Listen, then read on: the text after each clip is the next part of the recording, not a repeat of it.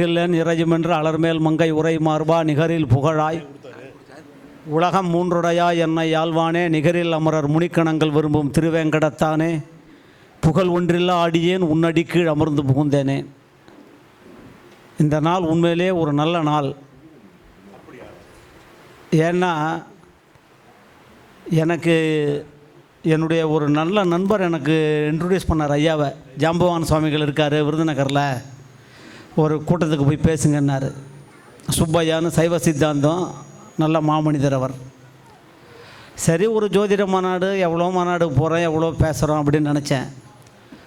ஆனால் இங்கே வந்து தான் அவர் ஜோதிடத்தை மட்டும் கற்றுக் கொடுத்தா நான் அவர் பேரில் வியப்பா இல்லை. ஏன்னா நாட்டில் இவ்வளோ ஜோதிடர்கள் இருக்காங்க. அவர் ஜோதிடத்தோட மனிதாபிமானத்தையும் மானுடத்தையும் இந்த நல்ல எண்ணத்தையும் வறியவர்களுக்கு ஒரு நல்லது செய்கிற எண்ணத்தையும் அதை செய்கிறார் அவர். அதனால தான் அவர் பேரில் எனக்கு பெரிய மரியாதை உண்டு. சமயத்தின் மூலம் சமூகத்துக்கு ஒரு பெரிய தொண்டு செய்கிறார். இப்போ ஒரு வாரத்துக்கு முன்னாடி அவர்கிட்ட தொலைபேசியில் பேசும்போது ஃபோனில் இந்த மாதிரி ஊருக்கு வரதை பற்றி ஒரு 300-400 தூய்மை பணியாளர்களுக்கு நான் உதவி செஞ்சேன். பெட்ஷீட்டு எல்லாம் அந்த உதவிகள். அவங்க ஜோதிடர்கள் கிடையாது. இப்போ நீங்கள் மாணவர்கள் கற்றுத்தரார், தூய்மை பணியாளர்கள். அதே மாதிரி எப்போ வந்தாலும் இங்கே அன்னதானம். வாழ்க்கையில் வந்து அருள் ஒன்று உண்டு, பொருள் ஒன்று உண்டு. பொருளும் தேவை. அதான் சொன்னார், ஜோதிடத்தை மட்டும் வச்சுக்காதங்க, சைடில் ஒரு வேலையை பாருங்கள். ஏனென்றால் இது ஞானத்தை தருவது. ஞானத்தை மட்டுமே இந்த குடும்பத்தை நடத்த முடியாது, அதுக்கு தனம் வேணும். அதையும் பண்ணுங்க, அதில் ஒன்றும் கௌரவ குறைச்சல் இல்லை. அப்புறம் இன்னொன்று சொன்னார், அது எல்லாமே இயல்பாக நடந்திருக்கு. இன்றைக்கி 63 நாயன்மார்கள், அதெல்லாம் பெரிய விஷயம். 63 நாயன்மார்கள் எப்போ கொடுத்தாரு? அவருடைய 63வது பிறந்த நாளில் செய்கிறார் அவர். அதை பார்த்தேன் நான். அதே மாதிரி இங்கே தாய்மார்கள் சகோதரிகள்லாம் இவ்வளோ பேர் வந்திருக்காங்க. எனக்கு திருமந்திரம் அவங்களெல்லாம் பார்த்த உடனே தான் திருமந்திரத்தில் திருமூலருடைய ஒரு பாசுரம் எனக்கு ஞாபகம் வருது. பேருடையால் தம் பெருமையை எண்ணிடில் நாடு உடையவர்களும் நம்பசமாகுவர், மாற்று உடையவர்களும் வாழ்வதுதான் இல்லை, கூருடையாலையும் கூறும் நேரு. சிவனை தனியாக தரிசித்தா ஒன்றும் இல்லை, பெருமாளை தனியாக தரிசித்தா பிரயோஜனம் இல்லை. தாயாரோடு சேர்ந்த பெருமாள், உமையவளோடு சேர்ந்த ஈஸ்வரன். பேருடையால் தம் பெருமையை எண்ணிடில். நீங்கள் அந்த சக்தி வழிபாடு ஏன் இந்த ஆன்ம பூமி, ஆன்மீக பூமி ஏன் சொல்கிறார்? அவர் வந்து காரில் போனார், அந்த தாய்மையை பற்றி பேசினார். ஆனால் ஒரு தர்மம் கேட்டவங்களுக்கு கொடுக்கல, அவர் தாய்க்கே கொடுக்க. அதுக்கு தான் ஒருத்தர் நான் ஒரு நீங்கள் சொல்லும்போது ஒன்று படித்தேன் ஒரு புத்தகத்தில், வீட்டுக்கு பெயர் அண்ணன் இல்லம், அண்ணன் இருப்பது அனாதை இல்லம்னு. நீங்கள் எனக்கு எங்கேயோ படித்த ஞாபகம் வந்தது. என்னதுக்கு நான் இதை சொல்கிறேன்னா, அவருடைய அந்த நீங்கள் எல்லோரும் தயவுசெய்து என்னென்னா, அவர் வெறும் அஸ்ட்ராலஜி, காபாலிகம், எல்லாம் சாஸ்திரங்கள், நம்ம பிரசன்னம், சோழி போடுறது, கட்டம், நவகிரகம், சிவபுரம், அவர் எல்லாம் நவகிரகத்தெல்லாம் கற்றுக் கொடுக்குறாரு. ஆனால் அவர் வந்து நவகிரகத்தெல்லாம் ஆட்டி படைக்கிற தலைமை பீடத்திலே தான் படுத்து கிடந்தார் ரொம்ப நாளாக. நான் ஒரு முன்னாள் தலைவர்கிட்ட சொன்ன ஒரு நாள், அவர் என்னை ரசித்தார். அது இவர் சொன்னதை இப்போ சொல்கிறேன். ஐயா ஒரு 2 நிமிஷம் உட்காருங்க, பேசுகிறேன். நடுவில் வந்துட்டு போனால் டிஸ்டர்பன்ஸாக இருக்குது. விண்ணுளார் தொழுதேத்தும் விளக்கினை, மண்ணுளார் வினைத்திருக்கும் மருந்தனை, பன்னலார் பயிலும் திருக்கோளிலி, அன்னலார் பாதம் அடி தொழுது ஓய்மினன்னு. இது தேவார பாடல். இது எங்கன்னா திருக்குவளை. கலைஞர், முன்னாள் முதலமைச்சர் கலைஞர் அவர் வீட்டுக்கு எதிராக கோவில், பாடல் பெற்ற சிவஸ்தலம். அதில் இந்த தேவாரத்தில் விண்ணுளார் தொழுதேத்தும் விளக்கினை, வானத்தில் இருக்கிற தேவர்கள் வந்து வழிபடுறாங்க. மண்ணுளார் வினை தீர்க்கும் மருந்தினை, இங்கே இருக்கிறவங்களுடைய பிரச்சனையை தீர்க்கிற கடவுள். பன்னலார் பயிலும் இசையா இன்னிசையா ஏழிசை பயனா என்ற இசை. அப்படிப்பட்ட சிவபெருமானை நான் வணங்குகிறேன். 9 கிரகத்துக்கும் அதிபதி இவர். இங்கேயே இருந்து இந்த ஈஸ்வரனுடைய வாழ்ந்துன்னு இருக்கார். நம்மளாம் எப்பயாவது வரோம். ஏன்னா உள்ளத்துக்குள்ளே ஆன்மீகம் என்பதே உணர்தல் தான், உணர்த்த முடியாது, அது உணரணும். கன்னியாகுமரியில் போய் போன கான்ஃபரன்ஸில் தான் பார்த்தேன். அந்த கோபால் அவருடைய பெரியவருடைய அஸ்ட்ராலஜி, அவருடைய சன்னை கூப்பிட்டு அவருக்கு ஒரு மரியாதை பண்ணார். இதுதான் வாழையடி வாழையா அவர் பையன் அப்படிலாம் முன்னேறி போகிற மாதிரி தான் பின்னேறி போகும். ஏதோ அவர் காலத்தில் எதுன்னு இல்லை, அடுத்த தலைமுறையை உருவாக்கணும், ஒரு செய்தியை கடத்தணும். எனக்கு அவருடைய இந்த சமயத்தின் மூலம் அப்பர் உழவார பணியில் பெரிய ஆள். அவர் சொல்கிற மாதிரி 12 ஆழ்வார்களில் எத்தனை பேர் பிராமணர்கள், 63 நாயன்மார்கள் எத்தனை பேர் பிராமணர்கள். அதல்ல, ஜாதி மதம் மொழிக்கு அப்பாற்பட்டது பக்தி. உண்மையிலே அவருக்கு எல்லாரும் ஒரு நிமிஷம் அவருடைய சமூக பணிக்கு, அவருடைய இறை சிந்தனைக்கு. இப்போ பாண்டியன் ஓய்வு பெற்ற அந்த பேங்கினுடைய மேனேஜருக்கும் தங்க காசு, சேர்மனுக்கு அச்சு கோக்கிறவரையும் கொடுக்குறாரு. அதுதான் சபை நாகரிகம். அதுதான் ஒரு, அதாவது குகனோட ஐவரானம்னா அந்த ராமன், அதில் வந்து சாதாரண விஷயம் இல்லை. அவர் ஜாம்பவான்னு பேர். நான் ரொம்ப போன தடவைலாம் அதை ரிசர்ச் பண்ணல, என்ன ஜாம்பவான் அப்படின்னு. அப்புறம் எடுத்து ராமாயணத்தை படிக்க ஆரம்பித்தா, நன்மையும் செல்வமும் நாளும் நல்குமே, திண்மையும் பாவமும் சிதைந்து தேயுமே, மரணமும் ஜென்மமும் இன்றி திருமே, ராமா இம்மையல் ராமா என்ற 2 எழுத்தினால். அந்த ராமனுக்கு மன நடுக்கம் வருகிற பொழுது ஆஞ்சநேயர் தான் போய் அவருக்கு தன்னம்பிக்கை சொன்னார். சீதை அசோகவனத்தில் ராவணனுடைய அரகிய துன்புறத்தில் தன் வாழ்க்கையே இழந்து நம்பிக்கை இழந்து போன பொழுது அந்த சீதாதேவிக்கு நம்பிக்கை கொடுத்தவள் அனுமார். ஆனால் அந்த அனுமார் சஞ்சலத்தில் இருக்கும்போது அந்த அனுமாருக்கு ஒரு யானைக்கும் அடுத்து இருக்குன்ற மாதிரி அந்த அனுமாருக்கு ஒரு திட மனதில்லாத போது அவநம்பிக்கை ஏற்பட்ட பொழுது அந்த நம்பிக்கை அனுமாருக்கு கொடுத்தது ஜாம்பவான். அப்படி எல்லாருக்கும் நம்பிக்கை கொடுக்குறவர் ஜாம்பவான். அவருக்கு யார், அவர் பேர் ரமேஷன் சார்னு எனக்கு தெரியும். என்ன ஜாம்பவான் யார் வச்சான்னு கேட்டாங்க. சுக்ரீவனுடைய அமைச்சரவையில் சுக்ரீவனுக்கு அமைச்சராக இருந்தவர் ஆஞ்சநேயர், சொல்லின் செல்வர், நவவியாகிருத பண்டிதர். இப்போ ஐயாவுக்கு அஸ்ட்ராலஜிலேயே பலது தெரியுது. அவர் எல்லாம் சொல்கிற 4, 7, 10 அதை சொல்கிறாரு, இதை சொல்கிறாரு, இந்த கடகலக்குன்றாரு. அதே மாதிரி சனி 3 நட்சத்திரம் சொன்னார், உத்தராட 3 நட்சத்திரத்தை சொன்னார். அது நீங்கள் கூட்டி பாருங்கள் 8 வருது அப்படிங்கிற. இதெல்லாம் பிளான் பண்ணிடலாம் இல்லை, ரத்தத்தில் ஊறி இருக்கணும். இதெல்லாம் முன்னோர்கள் ஆசி இருக்கணும். பதவின்றது பதவி பூர்வ புண்ணியானாம்னு. இந்த ஏதோ ஒரு நிகழ்ச்சி நடத்தின போனேன்னு இல்லாமல் இப்போ இன்றைக்கி டிவி நியூஸ்லேயே இன்டர்நேஷ்னல் நியூஸ், ஸ்டேட் நியூஸு, எல்லா நியூஸும் கூட ஒரே நியூஸ் தான் எனக்கு தெரிஞ்சு 1 வருஷமாக ஓடிட்டுருக்கு. தங்கம் விலை 1 பவுன் 1 லட்ச ரூபா ஆகிடுச்சு. யாராவது ஒரு தங்கத்தை கொடுக்க முடியுமா, கண்ணில் காட்ட முடியுமா? இப்போ அதுக்கு ஒரு தங்க மனசு இருந்தால் தான் கொடுக்க முடியும். அது சாதாரண விஷயம் இல்லை.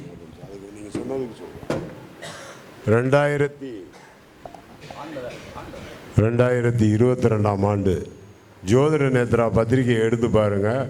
தங்கம் விலை 1 பவுன் 1 லட்சத்திற்கு போகும் என்று எழுதியிருந்தேன்.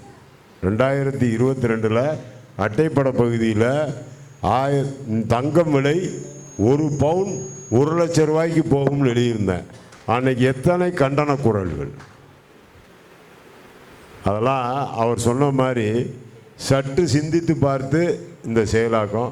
ஐயா சொன்னார், ஜாம்பவான் யார் பேர் வச்சான். இப்போ தான் உங்களோட உண்மையை சொல்ல போகிறேன். அவர் காலையிலையும் கேட்டார், சொல்லலை.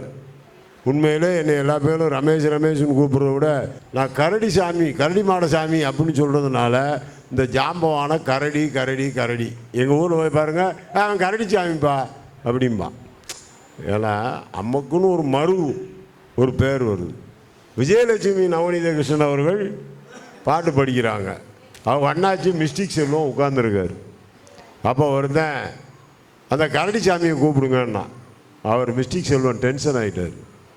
இங்கே வாடான்னு கூப்பிட்டாருங்க. வாடா, ஒரு நாள் அப்படி பேச மாட்டாருங்க. வாடா, அதுவும் எங்கேன்னு சொல்லிடுறேன். தம்பி ஊரில் திண்டுக்கல்லில் வாஸ்து கிளாஸ் போட்டிருக்காங்க. அது பேரெல்லாம் சொல்லக்கூடாது, நிறைய பேர் அது வேறு பிரச்சனைன்றாங்க. அங்கே நான் உட்காந்துருக்கேன், அந்த கரடி சாமியை கூப்பிடுன்னா. அப்போ தான் மைக் எடுத்து சொன்னார், இனி ஒரு முறை யாராவது அவரை கரடி என்று சொன்னீர்களானால் தவறு. உன்னை உன் ஜாதியை குறித்து சொன்னால் எப்படி வருத்தப்படுவாயோ அதே மாதிரி வருத்தப்படுகின்றேன். இன்று முதல் அவர் பெயர் ஜாம்பவான் என்று அறிவித்தவர் மிஸ்டிக் செல்வம். விஜயலட்சுமி நவநீதனுடைய கூட பிறந்த அண்ணன், மூத்தவர், எல்லாத்துக்கும் மூத்தவர் அவர். அவங்க வீட்டில் 13 பிள்ளைகள். அந்த 13ஆவது புள்ள தான் அண்ணன் சொன்னாரே சைவ சித்தாந்த நூற்பதிப்பு கழகத்தினுடைய மகளை கட்டினவர். நான் சொல்ல உங்களுக்கு புரியுதா? அப்போ ஜாம்பவான் அப்படின்றது என்னன்னா, அந்த ஜாம்பவானுக்கு இருக்கிற அந்த மன வலிமை, அந்த உடல் வலிமை, அதுதான் அந்த சமூகத்தில் மாற்றங்களை செய்யணும். அந்த சமூகத்தில் ஒரு மாற்றம் இருக்கும். ஏதோ வந்தால் நம்ம போனோம், நம்ம செஞ்சால் 2 பேருக்கு ஒரு அவார்டு கொடுத்தோம் அப்படின்னு இல்லாமல் இதை கடத்தணும் இளைஞர்களுக்கு. இது இந்த ஊரே ஒரு விருதுநகரில் நான் எப்பயும் வரும்போது 2 விஷயம் எனக்கு வந்து சொல்லியிருக்கும். விருதுநகர் பொருள் அதிகமான பாசம் எனக்கு வந்து அதிகமான கோபம் உண்டு. ஏனென்றால் 3/4 வேட்டிக்கும் முழங்குண்டு நிகழ்க்கும் தன் தனிமனித சேவைகளுக்கு சுவரடிப்பு கொண்டவன் எல்லாரும் எல்லாம் நல்ல என்ற ஏக்கமெல்லாம் காதலையே அரசியல் கங்கையம் தென்றலே தென்பொதிகை மலை சாரலே தங்கமே தமிழே பழனி மலை ஆண்டிகையில் கூட ஒரு உன் கையில் அது இல்லை என்று காலம் சென்ற கர்ம வீரர் காமராஜர் பிறந்த பண்ணி அப்படின்னு இந்த முதலமைச்சர் நினைவு முடியாது. 9 ஆண்டுகள் முதலமைச்சராக இருந்தார். சோழர் காலம், புத்தர் காலம், அந்த மாதிரி தமிழ்நாட்டினுடைய பொற்காலம் காமராஜர். அப்படிப்பட்ட காமராஜர் இந்திய சுதந்திரத்துக்காக 9 ஆண்டுகள் சிறையில் இருந்தார். அப்படிப்பட்ட காமராஜர் சொந்த மண்ணில் சொந்த உலகத்தில் படிச்சிருக்காங்க. அந்த பழி என்றைக்குமே நீங்கள் அது காலம் மாறலாம், எல்லாம் மாறலாம். அதுக்கு 1000 அரசியல் காரணம் சொல்லுறோம். இனிமே ஒரு தலைவனெல்லாம் பார்க்கணும். நீங்கள் எந்த உலகத்துக்கு வேணாலும் போல, எத்தனை படி வேணாலும் சம்பாதிக்கலாம், என்ன வேணாலும் பண்ணலாம். அந்த தலைவன் பிறந்த மண்ணுக்கு ஒரு தெய்வீகம் உண்டு. அந்த தலைவன் தோற்றதை இன்றைக்கும் வடுவாக நெஞ்சில் உருவாக எத்தனை பேர் கொண்டு நாங்கள்லாம் ஊட்டி ஒரு ஃபேமிலியோடு போனோம். நம்ம ஒரு எங்களோட வந்து விருதுநகர்லாம் வந்தார். சோடா உடைக்கிறவங்க விருதுநகர்லாம் வந்து அவங்க சோடாவே கிடையாது. எங்கள் தலைவரை தோக்கடிச்சிட்ட ஊர் அப்படி அவர் எப்பயோ தோத்தாருன்னா இவனுக்கு என்ன போகணும் அப்படின்னா அந்த கோபத்துக்கு நான் சொல்ல வரேன். அப்படிப்பட்ட ஒரு தலைவர்லாம் இன்னைக்கு பார்க்க முடியும். அந்த மாதிரி ஒரு அருளாளர்களும் பெரிய மனிதர்களும் சாதாரணமாக இந்த மனிதர்கள்லாம் ஒரு தோழேஸ்வரர்கள் இருக்காங்க, மண்டி இருக்குது, லாரி இருக்குது. பெருந்தலைவர் காமராஜர் பிறந்தார் என்ற ஒற்றை பெருமையை தவிர வேற என்ன எல்லா பெருமையும் அதுக்கப்புறம் தான் வரும். இந்த மாதிரி ஒரு அருள் பொருள் நிறைந்த பூமி இருந்தார். என்ன சொன்னார், குடலை மாடை முறை ஒரு டெவலப் ஆகிருக்கு. அது சாதாரணமாக இங்கே தான் இருக்கும். சிவன்னா சாதாரணமாக ஏதோ ஒரு அழிவு கட்டிட்டு இருப்பார், ஏதோ ஒரு மயானத்தில் இருப்பான். ஆனால் திகம்பரம் நம்ம திசைகளையே ஆடையெல்லாம் கனியினும் கட்டிப்பட்ட கரும்பினும் பரிமள குழல் பாவை நல்லாரும் கனிமணம் கவித்தாலும் அரசனும் விதியும் தன் அடைந்தார் கிடைப்பது எல்லாமே மாறும். உங்க எல்லாம் படம் அந்த கனி போயிடும். பருவமான 16 வயசுனா அந்த அம்மாவுக்கு வயசாகும். ஆனால் சிவபெருமானுக்கும் பெருமாளுக்கும் வயசு அவங்கெல்லாம் நிச்சயமாக இருப்பாங்க. இந்த பூமி பெரிய மார்கழி மாதம் இன்னைக்கு ஆண்டாள் பக்கத்தில் பிறந்த ஊர் கிவிலி குத்துவோம். ஆண்டாளுடைய பாசங்கள் எல்லாம் உங்களை பார்த்து தான் ஞாபகம் வரும். கூடியிருந்து குளிர்ந்தேலோ ரொம்ப பக்தியை தனியாக கொண்டாடலாம். கறவைகள் சுற்றும் சென்று காணும் சேர்ந்து ஊற்றுவோம். எல்லாருமே கூப்பிட்டா எல்லாம் போடுற பக்தியா சாப்பாடா நல்லதான் கூடி செயல்படுறான். தனிப்பட்ட பிரார்த்தனை விட கூட்டு பிரார்த்தனைக்கு ஒரு மரியாதை இருக்கு. அதான் வாழ உலகினில் போய்கிட்டாங்க. நம்ம 30 பாசுரம் 143 நாச்சியார் திருக்குறள் உலகத்தில் இனிமேல் யாராலும் அதெல்லாம் சிந்திக்கவே முடியாது. கற்பூரம் நாருமோ கமலப்பூ நாருமோ திருப்பாவலை செவ்வாய் தான் தித்தி திருக்குமோ மறுபூசித்த மாதம் நாட்டமோ விருப்பூட்டு கேட்கின்ற சொல்லாயி கொண்டு சென்றேன். சங்க பார்த்து கேட்குறான். கண்ணனுடைய வாய் சங்க வச்சு இது பண்ணுறான். சங்க சக்கரதாரியன் இந்த தமிழாக உண்டா? விஜயலட்சுமி என்னுடைய கிருஷ்ணோட சொன்னார். ஆண்டாளை பற்றி தவறாக பேசும்போது அந்த அம்மா உண்ணாவிரதம் இருந்தாங்க. சாவர வரைக்கும் உண்ணாவிரதம் இருந்தாங்க. ஏன்னா ஆண்டாள் மாதிரி ஆண்டாள் குலதெய்வம், நம்ம வீட்டு பெண்ணு. அந்த தவறாக பேசும்போது ஐயாவுக்கு வந்து அந்த பட்டம் கொடுத்த அவருடைய அண்ணா கூட அந்த வம்சத்தில் வந்தாங்க. விஜயலட்சுமி நம்மளே போய் உண்ணாவிரதம் இருந்தாங்க. டெல்லி அந்த மாதிரி வரைக்கும் கேட்குறாங்க. யார் அது விஜயலட்சுமி நம்மளே உண்ணாவிரதம் இருக்காங்க, என்ன காரணம் இந்த மாதிரி பேசிட்டாங்க. ஆண்டாள் எத்தனை பேர் சாப்பிட மாட்டேங்கிறாங்க. அவருடைய பாசுரங்கள் என்ன? வேதம் தமிழ் செய்து போதை பிறந்தவோ கோவிந்தன் வாழ்வோ சோதி மணிமாட தோன்றுவோ நீதியால் நல்ல பத்தர் வாழ்வோ 4 மறைகள் ஓதுவோ புத்தூர் வேத பாதகங்கள் தீர்க்கும் பரமனடி காட்டும் வேதமனைத்துக்கும் வித்தாகும் கோதை தமிழ் 5 அறியாத மானிடரை வையம் சுமதும் வம்புன்னான். என்ன திருவாடி பூரா நட்சத்திரம். திருவாடி பூரத்து ஜகத்துதித்தால் வாழியே, திருப்பாவை 30 செப்பினால் வாழியே, பெரியாழ்வார் பெற்றெடுத்த பெண்பிள்ளை வாழியே, பெரும்பூதூர் மாமுனிக்கு பின்னானால் வாழியே, 143 உரைத்தால் வாழியே, உயர் அரங்கற்கே கண்ணி உகந்து அளித்தால் வாழியே, மறுவாரும் திருமல்லி வளநாடு வாழியே, வன்புதுவை நகர்கோதை மலர்ப்பதங்கள் வாழியே. அவள் அப்பா பெரியாழ்வார் ஆண்டவனுக்கே மாமனார். இவள் ஆண்டவனையே ஆண்டாள் தமிழையும் ஆண்டாள் என்னையும் ஆண்டாள்னார் கண்ணதாசன். என்ன ஊர்? ராஜபாளையம், ஸ்ரீவில்லிபுத்தூர், விருதுநகர். ஒரு ஊரில் அருள் கிடைக்கும், ஒரு ஊரில் பொருள் கிடைக்கும், எல்லாமே நிறைந்திருக்கிற ஊர் இது. தன் வாழ்க்கையில் பட்ட வலிகள், வேதனைகள், கஷ்டங்கள் நம்மை சார்ந்தவர் யாரும் படக்கூடாதுன்றதுக்காக தான் சொல்கிறார். 100 ரூபா சம்பாதிச்சேன்னா 70 ரூபா தர்மம் பண்ணுறேன்றார். எல்லாரும் பணத்தை தேடி போகிற, பணத்தை சம்பாதிக்கலாம். பணம் இருக்கிறவனுக்கு மனம் இருக்காது, மனம் இருக்கிறவனுக்கு பணம் இருக்காது. அப்படி இருந்தால் கூட சாமி வரம் கிடத்தாலும் பூசாரி தடுப்பானு எதையுமே இல்லாத அவர் பாட்டுக்கு ஒரு சித்த புருஷனாக எல்லாத்தையும் செஞ்சுட்டு ஞானத்தை கொடுத்து எல்லாருக்கும் கொடுத்து எல்லாம் ஒரு நிகழ்ச்சியை பண்ணி இவ்வளோ ஷீல்டு, சால்வை எல்லாரையும் கூப்பிட்டு பழைய மாணவர்கள், புது மாணவர்கள், தன்னுடைய ஆசிரியர்கள், மாதா பிதா குரு தெய்வம்னா சும்மா வார்த்தைக்கும் வாழ்க்கைக்கும் பேசிட்டு போயிடலாம். நான் மைக்கில் பேசுகிறதுல ஒரு 50% நான் வாழணும். இப்போ வள்ளலாருடைய இதை போட்டு வச்சுருக்காரு, பசித்தவன் முகத்தை பாராதிருக்காதனர், உள்ளொன்று வைத்து புறமொன்று பேசுவாரோடு உறவு களவாமை வேண்டும்னா. தமிழில் மாதிரி கிடையாது. ஒரு வள்ளல் பெருமான் மாதிரி ஒரு பக்தியை கொண்டு போன ஒரு உலகத்தில் யாருமே கிடையாது. தமிழை எளிமைப்படுத்தியவர் அவர். ஆழ்வார்களுடைய பாசுரங்கள், நாயன்மார்களுடைய தேவாரங்கள், மாணிக்க வாசகருடைய திருவாசகத்துக்கு ஒரு இத்தாலி ரோம்லேருந்து வந்த போப்பு கண்ணீர் விட்டு மொழிபெயர்த்தான்னா சாதாரண விஷயமா? எல்லா பிறப்பும் பிறந்தலைத்தேன்னர். நம்மளாம் உடலை வளர்க்குறதை பற்றி பேசுகிறோம், உடல் வளர்ச்சியை பற்றி பேசுகிறோம்.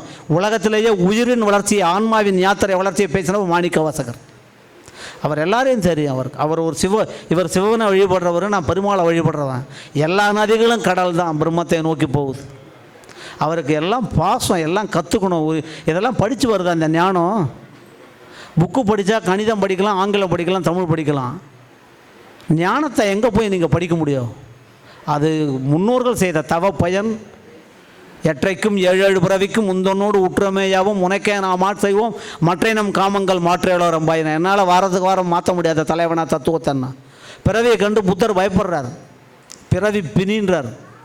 பிறவி பெருங்கடல் நீந்துவார் நீந்தார் இறைவனுடைய சேராதார்னு. ஆனால் ஆண்டாள் பிறவியை பற்றி கவலைப்படல.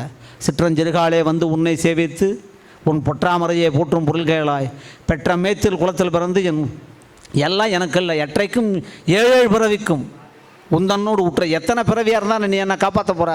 நீ இருக்கும்போது நான் எதுக்கு கவலைப்படுறேன்ற என்ன நம்பிக்கை அந்த பரம்பொருளின் மீது, அந்த ஆண்டவன் மீது, அந்த திருமாலின் திருவடி மீது அவளுக்கு இருக்கிற நம்பிக்கை. அருமையான ஊர் இது. ஒரு நல்ல விஷயத்தை செய்கிறார். அவருக்கு அவர் எனக்கு என்னென்னா இறைவனுக்கு திருஷ்டி பற்ற போகிறதுன்ட்டு ஆண்டாள் நாச்சியாருடைய தகப்பனார் பெரியாழ்வார். அவர் தான் இறைவனுக்கே மாமனார். ஒத்தர் இறைவனுக்கே மாமனார். அதனால தான் ஒரு பாசுரத்தை படித்தார் அவர். ஒரு மகள் தன்னை உடையேன் உலகம் நிறைந்த புகழால் திருமகள் போல் வளர்த்தேன் செங்கன்மால் தான் கொண்டு போனான் பெருமகளாய் குடி வாழ்ந்து பெரும்பிள்ளை பெற்ற யசோதைன்னு. நான் ஒரு பொண்ணை வச்சுருக்கேன், அந்த பொண்ணு ராஜாத்தி இளவரசி மாதிரி வளர்க்குறேன். என் வீட்டு மகள் அந்த வீட்டில் மருமகளாக போனால் இங்கே இருக்கிற சந்தோஷம் மாதிரி அவள் படணும் அப்படின்னு ஒரு தகப்பன் ஸ்தானத்தில் நான் நினைக்கிறேங்கிறார். அதே மாதிரி இவர் ஒரு ஞானம், அடுத்தது இளைய போட்டங்கிறார். இந்த வழி சமயத்தொண்டு, சமயத்தின் மூலம் ஞானத்தை வளர்க்கலாம், ஆனால் சமயத்தின் மூலம் பக்தியை வளர்க்கலாம், சமயத்தின் மூலம் ஆன்மா, சமயத்தின் மூலம் ஞானத்தையும் ஆன்மீகத்தையும் பக்தியும் வளர்த்து அதை வறியவர்களுக்கு, இல்லாதவர்களுக்கு, வரவர்களுக்கெல்லாம் எல்லாத்தையும் அவரால் முடிஞ்ச வரைக்கும் எல்லாத்தையும் செய்து அந்த அதான் தூய்மை பணியாளர்ன்றார். எல்லாத்துக்கும் கொடுக்குறேன்றார், அன்னதானங்கிறார். பிரமிப்பாக இருக்குது. அதனால தான் அவர் எப்போ கூப்பிட்டாலும் எந்த நிகழ்ச்சியாக இருந்தாலும் எல்லாத்தையும் தூக்கி போட்டு அந்த ராமபக்த அனுமான் மாதிரி என்ன சொன்னாலும் ஓடி வந்துடுறேன் நான்.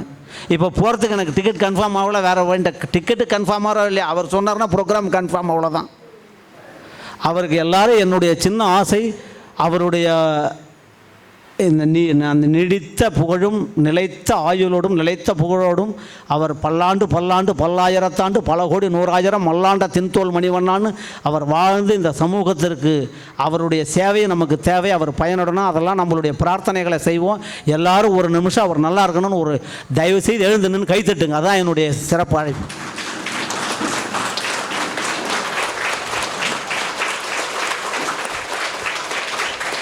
ரொம்ப சந்தோஷம். நன்றி, வணக்கம். நான் அவசர வேலைகள் நிறைய இருக்குது, அதனால் என்னால் இருந்து எனக்கு அவருடைய இதெல்லாம் கேட்கணும் நான். ஏன்னா 100 இன்னொன்று உங்கள்கிட்ட சொல்கிறேன். 6வது அஸ்ட்ராலஜியை பற்றி பேச போகிறோம், பின்னி படல் எடுக்க போகிறோன்றாரு. இவர் பேசுவதை நீங்கள் 1000 புக்கு படித்தா கூட அதை சேர முடியாது. ஒரு 2 லாரி கரும்பை எப்படி ஒரு 2 கேன் ஜூஸாக கொடுக்குற மாதிரி கொடுப்பார். அதை கடையில் போய் புடவை வாங்கலாம், கடையில் போய் நகையை வாங்கலாம், கடையில் போய் அறிவிய ஞானத்தை வாங்க முடியாது. அது ஜாம்பவான் சாமி கூட்டத்தில் தான் கிடைக்கும். நன்றி, வணக்கம்.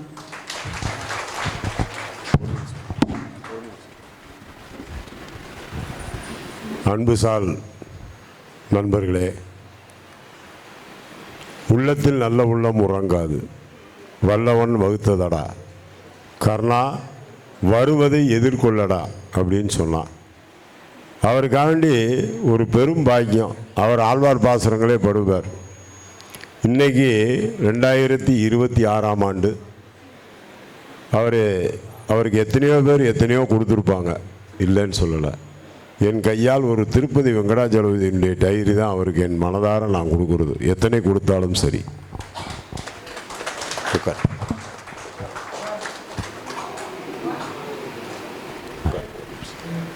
இந்த திருப்பதி வெங்கடாஜலபதி படத்தை எதுக்கு நான் கொடுத்துருக்கேன்னா, நான் திருப்பதிக்கே போக மாட்டேன், உண்மையை சொல்ல. யாராவது திருப்பதின்னு கூப்பிட்டான்னா ஓடியே போயிடுவேன், இந்த வேலையே ஆகாதப்பான்னு.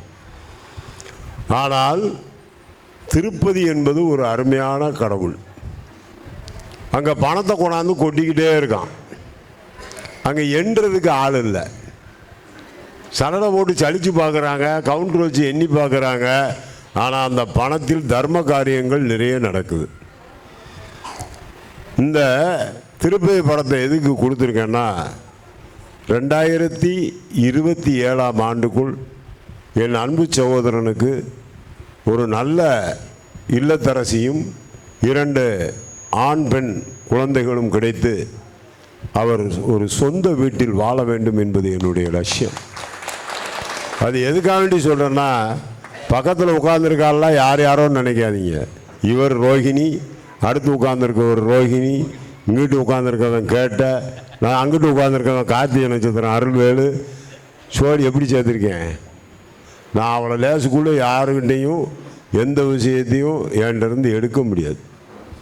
அதுக்கு காரணம் என்னன்னு கேட்டிங்கன்னா, ஈன்று புறந்தறுதல் என் தாயின் கடனை, என்னை சான்றோனாக்குவது என் தந்தையின் கடனை. ஒரு நல்ல ஒரு நண்பனாக இருக்க வேண்டும் என்றால், நண்பர்களுடைய இல்லத்தரசிகளும் அவர்களுடைய குழந்தைகளும் வையத்துள் வாழ்வாங்கு வாழ்பவன், வானுரையும் தெய்வத்துள் வைக்கப்படும் என்பது போல் வாழ வேண்டும் என்பதை நாம் நினைக்க வேண்டும். ஒரு சின்ன விஷயம் சொல்கிறேன். நீங்கள் ஜாதகத்தில் என்னென்னமோ சொல்கிறீங்க. ஒருவன் ரோட்டில் நடந்து போகின்றான், ஒரு ஜோதிடனை தேடுகின்றான். அவன் ஜோதிடம் பார்க்கின்றான். நாளை இவன் மரணம் அடைவான் என்பதை அவன் கணிக்கின்றான். நாளை இவன் மரணம் அடைவான் என்பதை கணிக்கின்றான். கணித்தவுடன் அவன் மனதில் தோன்றுகிறது, அவன் எந்த கிரகத்தை பார்க்கின்றான். லக்கணத்திற்கு 8ஆம் அதிபதி லக்கணத்தில் இருந்தாலும் சரி, லக்கணாதிபதி லக்கணத்துக்கு 8இல் இருந்தாலும் சரி, இது ராசி கட்டம். லக்கணாதிபதி லக்கணத்துக்கு 8இல் இருந்தாலும் சரி, லக்கணத்துக்கு 8ஆம் அதிபதி லக்கணத்தில் இருந்தாலும் சரி, அவனுடைய தகப்பன் மரணம் அடைவான். இது ஜோதிடத்தின் பொதுவான ஒரு விதி. ஆனால் வந்தவனுக்கோ வயது 60க்கு மேல் வந்திருப்ப நபருக்கு ஜோசியம் சொல்கிறப்போ பார்க்க வந்திருக்கவனுக்கு வயது 60க்கு மேல். இது 60 வயதுக்குள்ளே தான் இந்த ராசி கட்டம் படிக்கும். 60 வயதுக்கு மேலே எதில் பார்க்குறது? அம்ச கட்டத்தை தான் பார்க்கணும். இதுதான் நம்ம ஜோதிடத்தினுடைய உண்மை தத்துவத்தை சொல்லித்தார. 60 வயது வரை ஜோசியத்தில் ராசி கட்டத்தை பாரு. 60 வயதுக்கு மேல் இதான் தாந்திரிக், அம்ச கட்டத்தை பார்க்கணும்.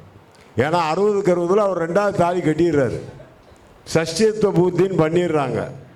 மனைவிக்கு இன்னொரு தாலி கழுத்தில் தொங்குது. அந்த தாலி பாக்கியம் காப்பாற்றுமா காப்பாற்றாதான்? சரியா? அப்போ தாந்திரிக்கில் என்ன சொல்கிறான்? 2ஆம் இடத்தையும் 7ஆம் இடத்தையும் பார். அம்ச கட்டத்தில் பார்க்கும்போது 2ஆம் இடத்தையும் 7ஆம் இடத்தையும் எடுத்து பார்க்கணும். அதில் 7ஆம் இடம் வீக்காக இருந்தால் கொஞ்சம் ஆயுளில் கஷ்டம் இருக்குன்னு அர்த்தம்.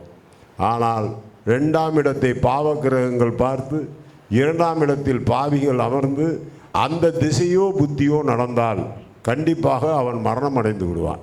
இதுதான் தாந்திரிக் முறை. 2க்குரியவன் வாக்குஸ்தானம் என்று சொல்லி கொண்டிருக்கின்ற நீ அன்று 2க்குரியவன் மாரகஸ்தானம் என்பதையும் பார்க்கணும். அப்போ பார்க்குறான், இவன் 2க்குரியவன் 7 இப்படி குழப்பமாயிருச்சு, இவன் நாளைக்கு செத்து போயிடுவான், தீய கிரகங்கள் பார்த்துருச்சுன்னு சொல்லி ஜாதகத்தை மூடி கையில் கொடுத்துட்டு ஐயா நாளைக்கு மதியத்துக்கு மேலே வாங்குறான். நம்மால் பாருங்கள் எவ்வளோ அறிவு. காலையில் செத்து போயிடுவான்னு நினச்சி மதியத்துக்கு மேலே வாங்குறான். அவன் பார்த்தான் மதியத்துக்கு மேலே தானே வர சொல்ல 12:05 பிறப்பிட்டான். இந்த 12:05 அவனை எப்படி காப்பாற்றுகிறதுங்கிறதையும் சொல்கிறான். உச்சனை உச்சன் பார்த்தால் மச்சி வீடு குச்சி வீடு ஆகும் என்று சாஸ்திரம் சொல்கிறது. பகல் 12 to 12:40 இரவு 12 to 12:40 பிறக்கும் குழந்தைக்கு மாற்றி பலன் சொல்லு என்று உத்தரகலாமிரதத்திலே மகாகவி காளிதாசன் சொல்கிறான். அப்போ அவன் பிறப்புற நேரம் 12 மணி 10 நிமிடம். அப்போ அவன் பிறப்பிட்டு போகிறான். போகிற பாதையில் அவன் நினைக்கிறான், நேற்று மழை பெஞ்சு ஒரு சிவன் கோயிலுக்குள்ள போய் இடிஞ்ச சிவன் கோயிலுக்குள்ள உட்காந்துட்டு போனான். அந்த ஜோசியரை செத்து போயிடுவேன்னு நினச்சானா இல்லை நமக்கு என்ன பிரச்சனைன்னு தெரில. அவன் மனசுக்குள்ளே தோணுது. அன்றே தோண ஆரம்பிச்சிச்சு. ஜோசியர் வீட்டுக்கு போயிட்டான். ஐயா ஜாதகத்தை பாருங்கங்க. ஜோசியருக்கு உயிர் இல்லை. என்னடா நம்ம கணிச்சதெல்லாம் தப்பாக போச்சே, நாசமாக போச்சே, என்ன செய்கிறது அப்படின்னு பார்ப்பான். அப்போ அவன்கிட்ட கேட்பான், நேற்று நீ என்ன செய்தாய்? ஐயா நீங்கள் சொன்ன பிறகு போனேன், மழை பெஞ்சு ஒரு இடிஞ்ச சிவன் கோயிலுக்குள்ள உட்காந்தேன், நமக்கு ரூபா வந்து அந்த சிவன் கோயிலை எடுத்து கட்டிடலாமேன்னு நினச்சம்மா. உயிரை காப்பாற்றி விட்டதா காப்பாற்றி விடவில்லையா? நம் ஜோதிடம் உண்மையா பொய்யா? ராசி கட்டத்தில் 60 வயசு வரையும் பாருங்கள். 60 வயசுக்கு மேலே வந்தால் அம்ச கட்டத்தை பாருங்கள். இது தெரியாமல் ஜோசியம் சொல்லாதீங்க. இதை விட இன்னொன்று சொல்லித்தரேன். ஒரு பெண்ணுக்கு 2 ஜாதகம். ஒன்று அவள் பிறந்த ஜாதகம், இன்னொன்று அவள் ருதுவான ஜாதகம். ருதுவான ஜாதகத்தை எப்பொழுது பார்க்க வேண்டும், பிறந்த ஜாதகத்தை எப்படி பார்க்க வேண்டும்? கல்யாணத்திற்கு முன் ருதுவான ஜாதகத்தை பார்க்காதீர்கள். ஏனென்றால் அவள் பிறந்தவுடன் அவளுக்கு குலதெய்வம் தகப்பன் வழி குலதெய்வம். அது அதனுடைய வேலையை செய்யும். அது அவளுடைய கணவனையும் வருங்காலத்தையும் நியாயமாக சொல்லும். ஆனால் அவள் ருதுவாகாமல் கல்யாணம் முடிக்க முடியுமா? ருது இல்லாத பெண்ணுக்கு திருமணம் நடக்குமா? அப்பொழுது அவள் கல்யாணம் முடிந்த பின் அவளுக்கு குலதெய்வம் மாறுகிறது. இரவில் ஈருடல் ஓருடலாகி சங்கமமாகி அந்த சங்கமத்தின் விளைவாக ஒரு குழந்தை வருகின்றது. அது ஆணோ பெண்ணோ தேவையில்லை. ஒரு பெண்ணுக்கு பிறந்த ஜாதகத்திலும் சரி ருது ஜாதகத்திலும் சரி 3, 5, 7 பார்வை இருந்தால் கண்டிப்பாக ஆண் குழந்தை பிறக்கும். இல்லை என்றால் ஆண் குழந்தை இருக்காது. அதை மட்டும் தெரிஞ்சுங்க. ருது ஜாதகத்தினாலும் சரி பிறந்த ஜாதகத்தினாலும் சரி. அப்போ அந்த ருது ஜாதகத்தை எடுத்து பார்க்கும்போது கல்யாணம் முடித்த பிறகு அந்த ஜாதகத்தை பார்க்கணும். பார்த்து அந்த ஜாதகத்தில் அவர்களுடைய வாழ்க்கை எப்படி இருக்கணும். இதில் மாமியா குடும்பம் இருக்குமான்னு அந்த ருது ஜாதகத்தில் தான் பார்க்கணும். பிறந்த ஜாதகத்தை வச்சு மாமியா குடும்பப்படுத்துவாளா, மருமகா சண்டை போடுவாளான்னு பார்க்காத. அதே மாதிரி இவன் கணவனுக்கு ஒத்து போவாளா போக மாட்டாளா, ருது ஜாதகம்தான். அதே மாதிரி மாமனார் மாமியாருடைய ஆயுளை காபந்து பண்ணி கொடுப்பதும் அவர்கள் வாழ்க்கையில் எப்படி இருப்பார்கள் என்பதை கணிக்கக்கூடியது ருது ஜாதகம்தான். இதெல்லாம் நீங்கள் யோசித்து பார்த்து பதில் சொல்லணும். இப்போ ஐயா மைப்பா அவர்கள் சொன்ன மாதிரி இதெல்லாம் மதியத்துக்கு மேலே நிறைய செக்குடு கிராஸ்டு எல்லாமே இருக்கும். நான் சொல்கிறத புரிஞ்சுக்கிட்டீங்களா? அப்போ நம்ம எப்படி சொல்லணும், எப்படி படிக்கணும், எப்படி பேசணுங்கிறத பார்த்துக்கணும். 2 வார்த்தை. இவ்வளோ பெரிய நல்ல உள்ளம். என்னுடைய அன்பு சகோதரன் கோயம்புத்தூரில் ஒரு அருமையான மாநாடு வச்சுருக்கேன் மைப்பா. அதில் 1008 குண்டங்கள் போட போகிறோம். 1008 குண்டம்.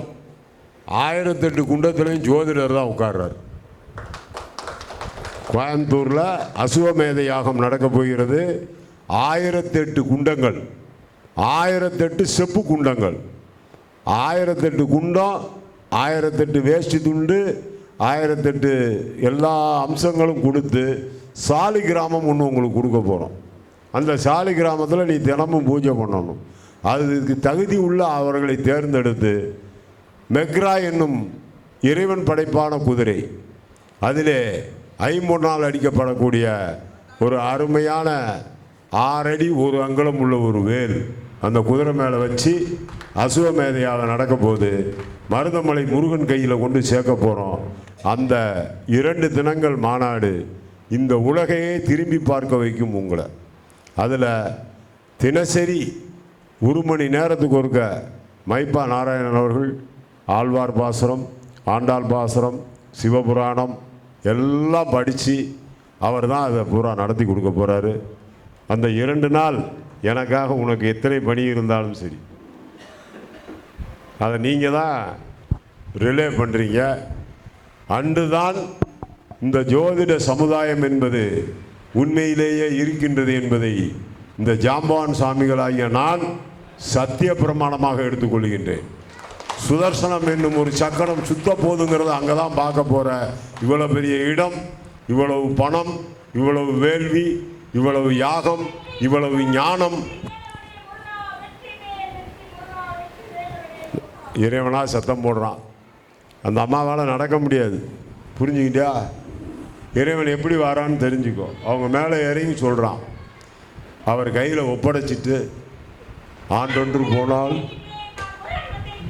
ரைட் ரைட் ரைட் ரைட் சந்தோஷம். எங்கள் அப்பா வந்ததை பற்றி ரொம்ப சந்தோஷம். இதுதான் இறைவனுடைய அருட்குடை. நாம் செய்யலை, அவளை செய்யின்னு சொல்லலை. அதை மைப்பா நடத்தணும்னு ஏன் கேட்குறேன்னா, எங்கள் மைப்பாவனுடைய முகம் உலகம் பூரா தெரியும்.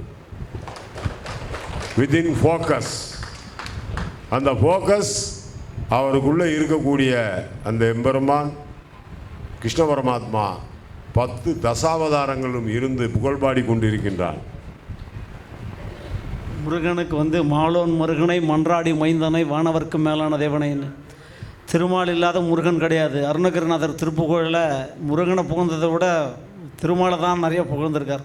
மாலோன் முருகனை மன்றாடி மைந்தனை வானவர்க்கு மேலான தேவனை மெய்ஞான தெய்வத்தை மேதினியில் திருச்செங்கோட்டில் செங்கோடனை சென்று கண்டு தொழ 4000 கண் நான்முகம் படைக்கல. 2 கண்ணை படைச்சிட்டானே, 4000 2 8 8000 கண் இல்லைங்கிறார். வருத்தப்படுறார். அதனால் திருமுருகனை பேசுவதற்கு திருமால் பக்தன் இல்லாவிட்டால் எப்படி அது சரியாக வரும்? உண்மையிலே சொல்கிறேன், நீங்கள்லாம் கொடுத்து வச்சவங்க. ராமன் பிறந்த காலத்தில் வாழ்ந்தவனுக்கு ஒரு புண்ணியம், கிருஷ்ணன் பிறந்த காலத்தில் வாழ்ந்தவனுக்கு ஒரு புண்ணியம். ஆனால் இந்த ஜோதிடனுக்கு ஜாம்பவான் என்று ரமேஷ் பிறந்த காலம் ஒரு புண்ணியம். அதிலே சொல்கிறேன் குறிப்பாக, ஐயா எங்கள் சுதந்திரன் ஐயா அங்கே வரணும். அந்த 1008 பேர் குண்டம் வளர்க்கும் போது அவருக்கு நாங்கள் மரியாதை செய்யணும். அதிலே இந்த 1978 ஃப்ரெண்ட்ஸ் அசோசியேஷன் எல்லாரும் அங்கே வரணும். அப்போ தான் உலகத்தில் படித்தவன் பெரியவனா பாமரன் பெரியவனா, ப்ராக்டிக்கலா தியரியா? இதுதான் என்னுடைய கேள்வி. நான் ப்ராக்டிக்கல், நீங்கள் தியரி, அப்படி வச்சுக்கிட்ட. ஒரு ப்ராக்டிக்கல் எப்படி ஜெயிக்குங்கிறதுக்கு ஜிடி நாயுடு வாழ்க்கை ஒரு உதாரணம். அவன் படிக்கலை, கார் டிரைவிங் படித்தவன். ஆனால் இன்னைக்கு ஜிடி நாயுடுன்னு சொல்லாதவனே இல்லை. ஒரு $1,000 10 பிளேட் ஆக்கணும்னு சொல்லி கொடுத்தவன், சேவிங் பண்ணுற பிளேடை. அதே மாதிரி என்னைக்கு இருந்தாலும் எப்படி ஒரு ஆஞ்சநேய மூர்த்திக்கு ஒரு சக்தியை எடுத்து இந்த ஜாம்பவான் கொடுத்தானோ, என்றிருந்தாலும் எங்கு நான் புகழ் பாடினாலும் அதில் என்னுடன் கண்டிப்பாக எங்கள் ஐயா வாத்தியார் சுதந்திரன் ஐயாவும் இருப்பார், மைப்பா நாராயணன் இருப்பார், பவளக்கண்ணன் இருப்பான், கார்த்தியன் சார் இருப்பார், அருள்வேல் இருப்பார். இந்த கமிட்டியில் உள்ள எல்லோரும் இருப்பாங்க. அது போக என்னுடைய அன்பு தம்பி பாசமுக சூரியநாராயணன் இருப்பான். ஏன்னா அவன் இல்லாமல் நம்மளால் சண்டை போட முடியாது. ஏடா போல பக்த ஜானகிக்கு போலோகனும் மானுக்கேன்னு படித்தான். எப்படி? ஏன்னா ஐயா சொன்னார், ஆஞ்சநேயர், ஒரு சின்ன விஷயம் சொல்கிறேன், ஆஞ்சநேயர் ரொம்ப நல்ல மனிதன். 1000 யானை பலம் கொண்ட பீமன் போய் அங்கே மகாபாரதத்தில் அவர் அதில் படுத்திருப்பார். அவர் வாட்ட ஓரமாக படுத்து வச்சுக்கணும், இல்லை தண்ணி குடிக்க போனோம் பேசாமல் போக வேண்டியானே, அங்கே போய் சும்மா இருக்க மாட்டேன், ஒதுங்கியா அப்படிம்பா. அவர் சொல்லுவார், நான் ஓரமாக இருக்கேன்ப்பா, நான் 1000 யானை பலம் படைச்சவன் தெரியுமா? தெரியுமியா? பெரிய மதிக்க மாட்டேங்க. நீ ஒன்றும் வேண்டாம், என் வாழை தூக்கி அப்படி வைடாம்பார். நான் படுத்திருக்க வாள் எனக்கு முன்னாடி தொங்குது பார்த்தியா, அதை தூக்கி அங்கிட்டு வையும்பார். தூக்கி தூக்கி பாப்பா தூக்க முடியாது. அன்றுதான் ஆஞ்சநேயரிடம் வரம் வாங்குகின்றான் பீமன். பாண்டவர்கள் படை ஜெயிக்க வேண்டும், அதற்கு கொடியாக நீ இருக்க வேண்டும்னு படித்தான். கொடுத்தா சத்தியம். அதனால தான் பாண்டவர் ஜெயிச்சான். இன்னைக்கு நம்ம கூட்டம் கம்மியாக இருக்கலாம், நீ லட்சம் கூட்டம் வைத்திருக்கலாம், ஆனால் எதிர்த்து நின்று ஜெயிப்பதற்கு யாருக்கும் வல்லமை கிடைக்காது என்பதை நான் உங்களை பறைசாற்றி அறிவிக்கின்றேன். என் கூட இருக்க மாணவர்களை யாரும் தோற்கடிக்க முடியாது, மாணவியும் தோற்கடிக்க முடியாது, என் கூட இருக்கவங்களையும் தோற்கடிக்க முடியாது. அன்றாடம் நான் வழிபடும் பகவான் ருத்ரம், இவருக்கு ஒரு நல்ல ஒரு பரிசு, நல்ல வாழ்க்கை, நல்ல இன்பம், நல்ல பொருளாதாரம் எல்லாம் கிடைச்சி, ஒரே ஒரு விஷயம், அது நடக்கும்போது நானும் கூட இருக்கணும். அதில் அங்கதன் கொடை பிடிக்க எப்படி சொல்லுவார், அது ஒரு பாட்டை படிக்கணும். அதாவது ஆண்டாள் சொல்கிறது தான், ராம பட்டாபிஷேகம் முடியுது, எல்லோரும் இருக்காங்க. நீங்கள் சொல்கிற ஆஞ்சநேயர்ன்றதுனால சொன்னேன், நீங்கள் வர மேலே போகலாம் அப்படின்ட்டாங்க. மண்ணுலகத்தில் வாழ்க்கை முடிஞ்சது, விண்ணுலகம் போகலான்னு. அங்கே போனால் ராமர் இருப்பார், ராம நாமம் இருக்காதுன்ட்டு ஒரு உயர்ந்த விஷயங்களை பேசுகிறாங்க. உங்கள் மனசு போல் எல்லாம் நல்லது நடக்கும். நான் திருப்பி அதான் சொன்னேன், நீங்கள் தனியாக ஒரு அஸ்ட்ராலஜி கிளாஸ் எடுக்கிறதுன்றது வேறு. நீங்கள் என்ன சொல்லிட்டீங்க இவ்வளோ நேரம், அப்புறம் பேசலாம் ஜோதிட முத்துக்களை அப்பப்போ எடுத்து விட்றாங்க. இது இதெல்லாம் அதான் புத்தகத்தில் கிடைக்காது. இது இப்போ 60 ஆண்டுகளுக்கு முன்பு ஒரு மனிதன் 60 ஆண்டு காலம் சஷ்டியப்த பூர்த்தி, ஒரு பெண்ணுடைய ஜாதகம் 2, எல்லாமே பெரிய விஷயங்கள் இது. அதே மாதிரி ஒருத்தருக்கு உபநயனம் போடும்போது அவன் இருபரப்பாகிறான். உபநயனம் போடுவதற்கு முன்பு இருபிறப்பாளன் அப்படின்னாரு என்கிட்ட பழகருப்பியா ஒரு நாள். உபநயனம் அணிவித்த பிறகு உண்டு. ஏன்னா வேதத்தை அப்போ தான் படிக்க ஆரம்பிக்கிறான். காமம் உள்ளே புகுவதற்கு முன்பு காயத்திரி போகணுங்கண்ணா இதான் சொல்கிறான். அது உங்களுடைய கேட்டுகிட்டே இருக்கலாம், இன்னும் எவ்வளோ பணிகள் இருக்குது. தம்பி பிரபு அவர்கள் இப்போ மேடைக்கு வரும். ஒரு நிமிஷம் ஒன்று தெரிஞ்சுக்கிங்க, முந்தி தவம் கிடந்து 300 நாள் சுமந்து அந்தி பகலாய் வஞ்சித்து பெருத்தெடுத்த அருங்குழந்தாய் தொந்தி செறிய துடையதிரன் படித்தார் பட்டினத்தார். ஆண்டவன் அத்தனை தவறுகளையும் செய்துவிட்டு அருணகிரிநாதன் ஆண்டவன் புகழை பாடினான். அவனுக்கும் முக்தி, தவறு செய்தவனுக்கும் முக்தி, தவறு செய்யாதவனுக்கும் முக்தி. ஆனால் எந்த ஒரு காரணம் கொண்டும் நான் ஒன்று சொல்கிறேன், இவருடைய புகழ் வளரும்போது நான் அதில் ஒரு ராமருக்கு ஒரு சிறு அணில் பிள்ளையாக இருந்து உதவி செய்யணும் என்பதை கூறி இப்பொழுது அவர் ஊருக்கு கிளம்புறாரு. நம்மெல்லாம் சிறப்பான கரகோஷம் பண்ணி அவரை வழி அனுப்பி வைப்போம் என்று கேட்டுக்கொள்கின்றேன்.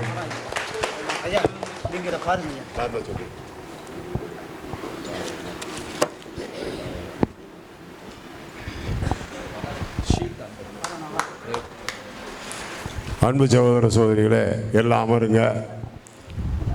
எல்லாருடைய இறைவனர்களால் இப்பொழுது எங்கள் ஐயா சுதந்திரன் அவர்கள் பேசி முடித்தோன்னே எனக்கு சாலை அனுப்பிக்கிறது, கேக்கு போடுறது, கேக்கு வெட்டுறது, ஆட்டம் பாட்டம் கொண்டாட்டம் எல்லாத்தையும் முடிச்சுட்டு வெளியே ஒரு 500 பேர் ரெடியாக இருக்காங்க. அது எதுக்குன்னா குழந்தைகளும் ப்ளஸ் தாய்மார்களும் அவர்களுக்கு அன்பு பரிசு கொடுக்க வேண்டியது இருக்குது, உணவு கொடுக்க வேண்டியது இருக்குது. அதுக்கப்புறம் நம்ம கல்வியை தரோவாக படிக்க வேண்டியது இருக்குது. அதுக்குண்டான வாக்குவாகினி எந்திரம் ரெடியாக வச்சுருக்கேன். எல்லாமே ஃப்ரீ. இதுவரை இலவசம் என்பது அரசால் அறிவிக்கப்பட்டது. ஆனால் ஜோதிட கலைக்கு இலவசமாக 43 மாநாடுகள் போட்டிருக்கின்ற ஒரே ஜீவன் நான் தான். உங்களை படிக்க வச்சு பாராட்டி சீராட்டி கொண்டு வந்தால் தந்தை, கொண்டு வந்தாலும் வராவிட்டாலும் தாய், கொலையும் செய்வாள் பத்தினி, உயிர் காப்பான் தோழன் என்பது போல் வாழ்ந்து கொண்டு இருக்கின்ற நான் சொல்லுகின்றேன். இப்பொழுது எங்களது தவத்திரு எங்களுடைய ஆசிரியர் ஐயா சுதந்திரன் ஐயாவுடைய பொற்பாதங்களை தொட்டு வணங்கி அவர் எங்களுக்கு ஒரு நல்ல உரை வழங்க வேண்டும் என்று கேட்டுக்கொள்கின்றேன்.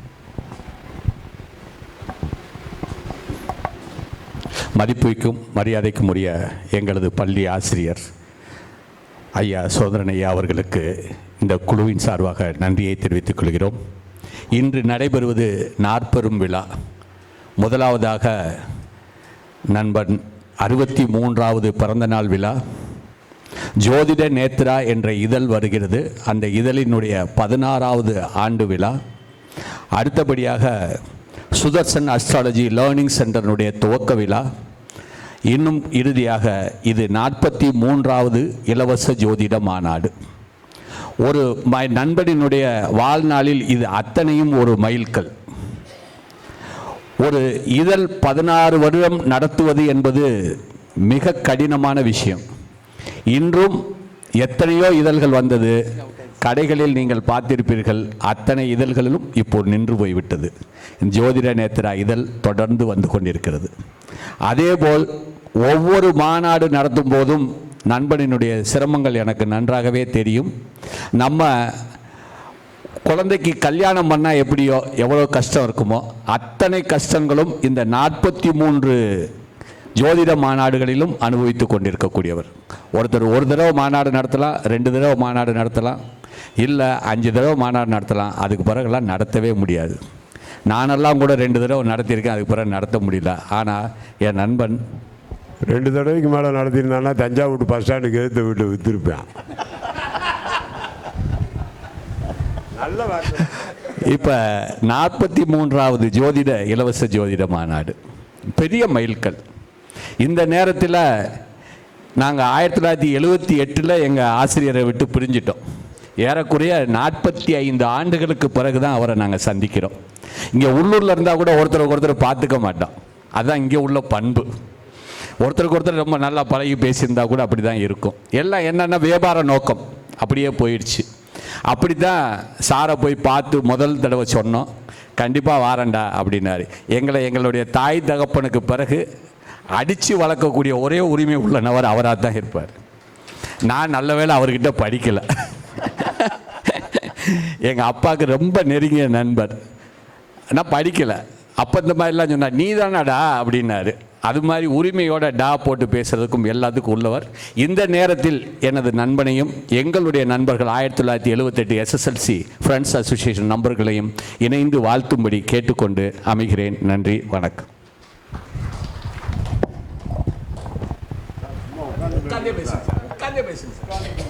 தலைமை ஆசிரியராக இருந்தவன்.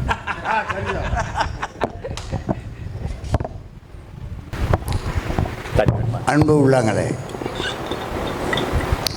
என்னிடம் 1978 வரை பள்ளியிலே KVS பள்ளியிலே உயர்நிலை பள்ளியிலே படித்து 1978 முதல் மேல்நிலை பள்ளியாக அது உயர்ந்தது உங்கள் அனைவருக்கும் தெரியும். இவங்க தான் SSLC 78 பேட்சில் கடைசி பேட்ச் மாணவர்கள்.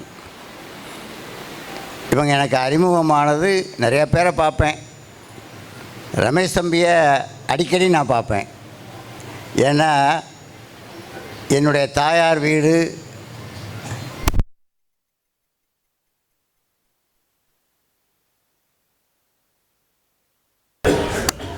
அப்போ நான் எங்கள் அம்மாவோட கூட்டு குடித்தனம் இருக்கேன். தம்பி அங்கே தான் வருவார். அப்போ என்ன செய்வார்னா அவருடைய வியாபார நோக்கில் அந்த ரப்பர் கொட்டை அப்படின்னு சொல்லி ரப்பர் கொட்டையை காய போட்டு உட்கார்ந்துருக்கிறது. அவருக்கு தாகம் எடுக்கும் போதெல்லாம் இவருக்கு தாகத்தை தீர்த்தவர் என்னுடைய தாகம். அவருக்கு அன்னைக்கு அவன் கொடுத்த தண்ணீர் தான் இன்னைக்கு அவனை இந்த அளவுக்கு உயர்த்தி இருக்கோன்னா.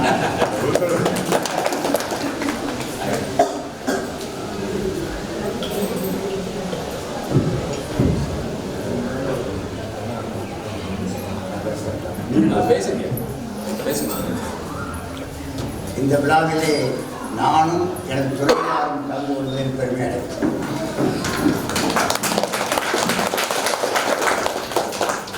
நான் 22/12 சென்ற மாதம் அன்னைக்கு 78 வயது முடிந்து 79 வயது எனக்கு ஆரம்பிச்சது.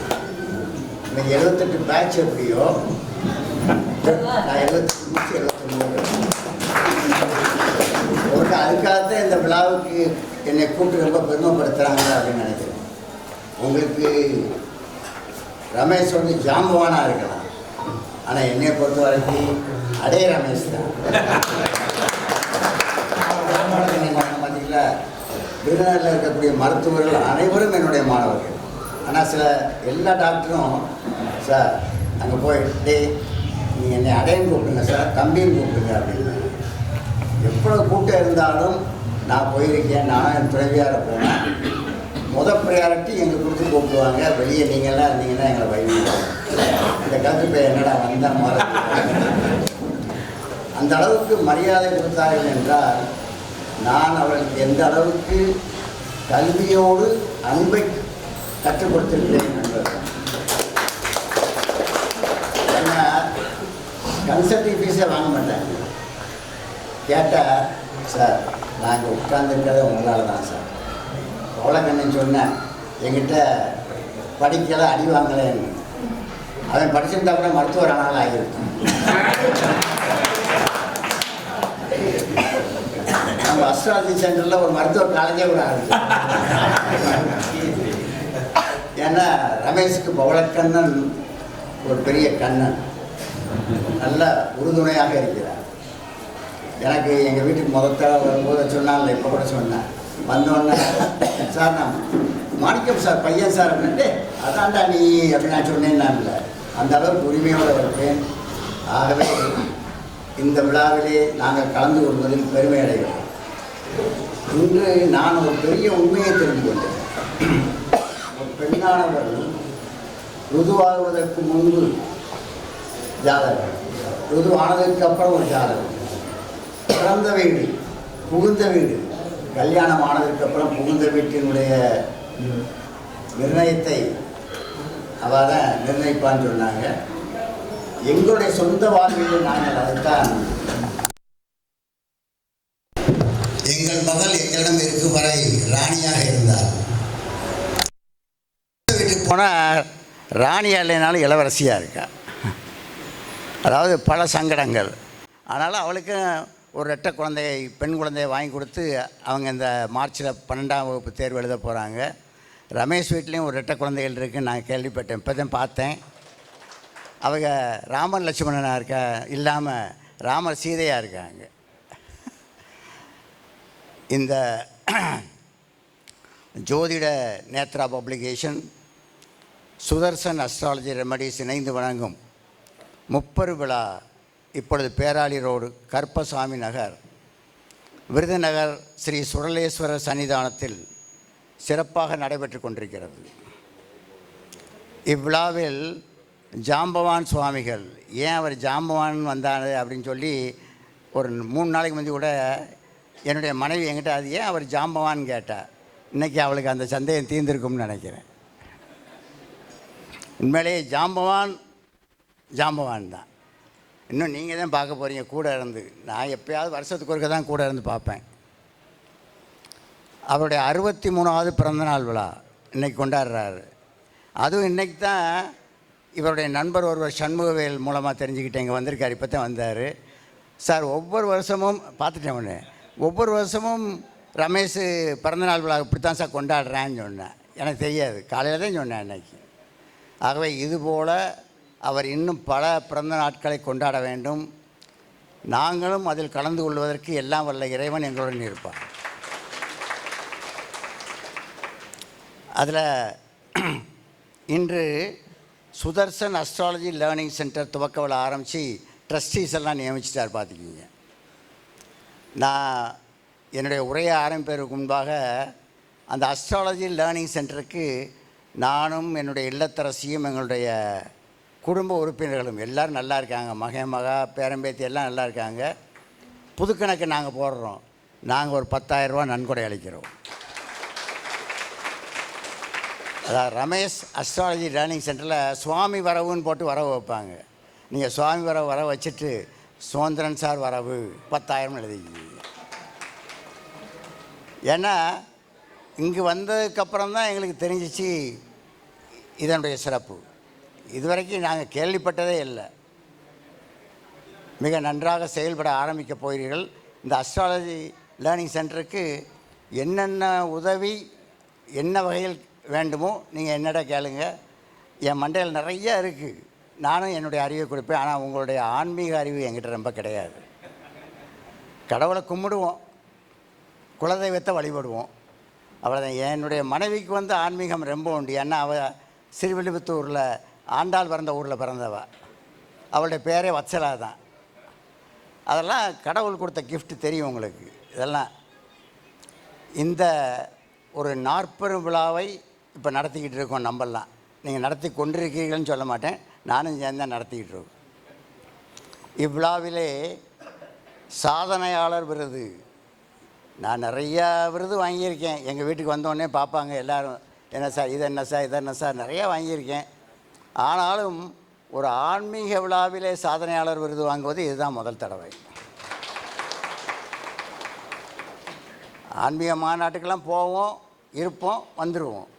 இன்றைக்கி இவ்வளவு நேரம் நானே இல்லத்தரசியும் பேசிக்கிட்டே வந்தோம். கொஞ்ச நேரம் இருப்போங்க, எப்படி நிகழ்ச்சி போகுதுன்னு பார்த்துட்டு திரும்பிடுவோம்னா, இன்னும் கூட அவள் என்கிட்ட எப்போ போவோம்னே கேட்கல. அப்படின்னா என்ன அர்த்தம்னா, இங்கே நீங்கள் சொன்ன கருத்துக்கள் எங்களை என்ன செஞ்சுருக்கு, உங்கள் பக்கம் ஈர்த்திருக்கு. எனக்கு இந்த விருதை வழங்கிய சுடலேஸ்வரர் சன்னிதானத்தினுடைய நிர்வாகிகள், உறுப்பினர்கள் அனைவருக்கும் எங்கள் குடும்ப உறுப்பினர்கள் சார்பாகவும் எங்கள் குடும்பத்தின் குலதெய்வமாகிய வீரபாண்டிய சுவாமி ஐயனார் துணையுடனும் ஆசியுடனும் நன்றி தெரிவித்து ஒரு சில கருத்துக்களை உங்களுடன் பரிமாறுவதில் நான் பெருமை அடைகிறேன். அதாவது நீங்கள் இது வரைக்கும் நிறையா பேசுனீங்க, எல்லா கடவுளையும் பேசுனீங்க, நான் நிறையா தெரிஞ்சுக்கிட்டேன். எல்லா கடவுளுடைய பெருமையும் பேசுனீங்க. ஆனால் நான் இன்றைக்கி எதை பற்றி தான் பேச போகிறேன்னா, குலதெய்வ வழிபாடு மிக முக்கியமான ஒன்று. இன்று பிரபல்யமாக அனைத்து குடும்பங்களிலும் இந்த குலதெய்வ வழிபாடு மிக சிறப்பாக நடைபெற்று கொண்டிருக்கிறது. இப்போ சமீப காலமாக யார் செஞ்ச புண்ணியமோ, எங்கு பார்த்தாலும் இந்து கோயில்களில் கூட்டம், மக்களிடையே எழுச்சி. அது ஏன் எழுச்சி வந்திருக்குங்கிறதுக்கு அந்த கடவுள் தான் காரணம். அந்த கடவுள் தான் காரணமா அல்லது மற்ற கடவுள்கள் காரணமான்னு நான் சொல்ல மாட்டேன், ஏன்னா அப்புறம் அரசியல் ஆகிடும். குலதெய்வ வழிபாடு எல்லாருக்கும் எங்கள் குலதெய்வம் கண்டிப்பாக கும்பிடுவீங்க. குலதெய்வம் என்பது ஒரு குறிப்பிட்ட குடும்பத்தினர் அல்லது குலத்தினர் தலைமுறை தலைமுறையாக வழிபடும் கடவுள். குலசக்தி குலதெய்வ கோயில் என்பது மூதாதையர் வழிபட்ட புனித ஸ்தலம். சந்ததி செழிக்கவும் ஆபத்திலிருந்து காக்கவும் சுபகாரியங்கள் தடையில்லாமல் நடக்கவும் வழிபட வேண்டிய முக்கியமான இடம் குலதெய்வ கோயில். குலதெய்வ வழிபாடு என்பது இந்த பிரபஞ்சத்தையே படைத்த பிரம்மனின் வழிபாடு. குலதெய்வ வழிபாடு என்பது இந்த பிரபஞ்சத்தையே படைத்த பிரம்மனின் வழிபாடு. குறிப்பாக குடும்பத்துடன் ஆண்டுதோறும் சென்று வழிபடுவது, அபிஷேகம் செய்வது, பொங்கல் வைத்து வழிபடுவது இதனுடைய சிறப்பு. அது மாசி மாதம் வரப்போது எல்லா இடத்துலையும் இந்த குலதெய்வ வழிபாடு தான் நடக்கும். குலதெய்வம் உங்களுடைய பாதுகாவலர், உங்கள் குடும்பத்தின் காவல் தெய்வம். அது உங்களை எல்லா துன்பங்களிலிருந்தும் காக்கும். பொதுவாக இந்த நேரத்தில் ஒன்று சொல்கிறேன், இவர் குறிப்பு எடுத்துகிட்டு வந்து பேசுகிறாரு அப்படின்னு. எப்பொழுதுமே ஒரு மேஜிக்கல் சென்ஸ் என்னென்னா, குறிப்பு எடுத்துகிட்டு வந்து பேசுனா இந்த குறிப்புக்குள்ளே தான் பேசுவாங்க. சாதாரணமாக பேசுனா என்ன செஞ்சுக்கிட்டு இருப்பாங்க, பேசிக்கிட்டே இருப்பாங்க. அதுக்காகத்தான் குறிப்பெடுத்து தான் நான் எந்த மீட்டிங்னாலும் இப்படி தான் பேசுவேன். குலதெய்வம் உங்களது முன்னோர்களின் ஆசி, குலதெய்வ வடிவிலிருந்து ஆசி வழங்குவதாக நம்பிக்கை. கண்டிப்பாக குலதெய்வத்தின் மேலே நீங்கள் நம்பிக்கை வச்சிங்கன்னா அவர் உங்களை அனைத்து செல்வாலும் கூட இருந்து உங்களை காப்பார். குலதெய்வம் உங்கள் இல்லத்தில் நடக்கும் சுபகாரியங்கள், திருமணம், குழந்தை பாக்கியம், தொழில், புதிய வீடு கட்டுதல், முக்கியமான காரணங்கள் நடக்க துணை நிற்கும். எங்கள் குடும்பத்தில் அதெல்லாம் நின்றுருக்கு. காரணம் என்னென்னா, எங்கள் தகப்பனார் எங்கள் குலதெய்வ கோயிலுக்கு ரொம்ப கூட்டு போனதே கிடையாது. ஆனால் என் பிள்ளைகளுக்கு மொட்டை போட ஆரம்பிச்சதுலேருந்து தான் கூட்டு போனார். அப்போ தான் தெரியும் எங்களுக்கு. அதுலேருந்து இப்போ நாங்கள் தொடர்ந்து போய்கிட்டு இருக்கோம். எங்கள் குடும்பம் ரொம்ப சிறப்பாக இருக்குது. குலதெய்வ வழிபாடு கோடி தெய்வ வழிபாடு. கோடி நன்மை தரும்.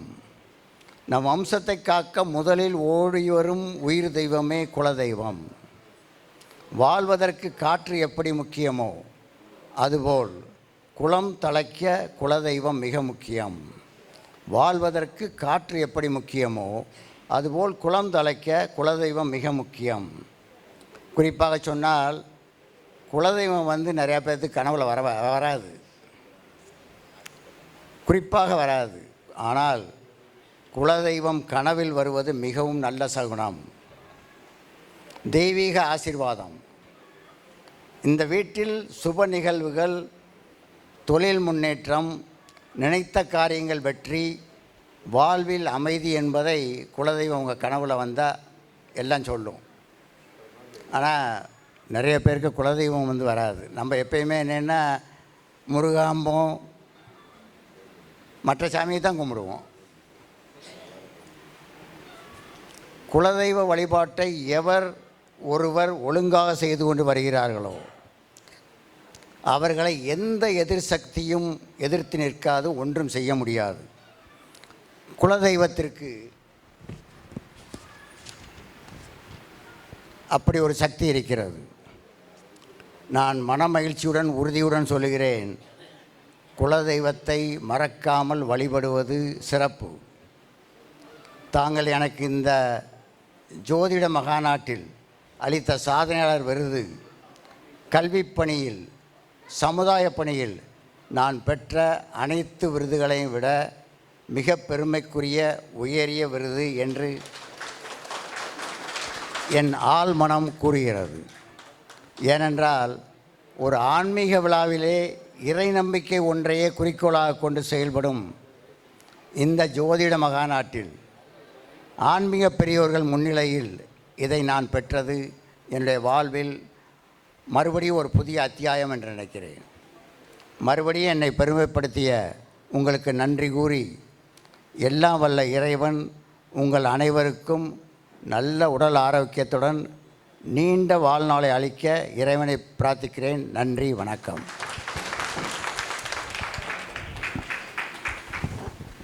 அன்பார்ந்த மாணவ செல்வங்களே, மாணவியரே, தினவெடுத்த தோள்கள், வரம் மிகுந்த நாக்கு, வறண்ட பூமியிலே கிடைத்த தண்ணீர். ஒரு பெரிய மனுஷன் பேசுகிறார் ஒரு பள்ளிக்கூடத்தில். நானும் அங்கே போயிருக்கேன். நான் நேரம் 9th ஸ்டாண்டர்ட் படிக்கிறேன். சார்ட்டை மறைக்கக்கூடாது எதையும்.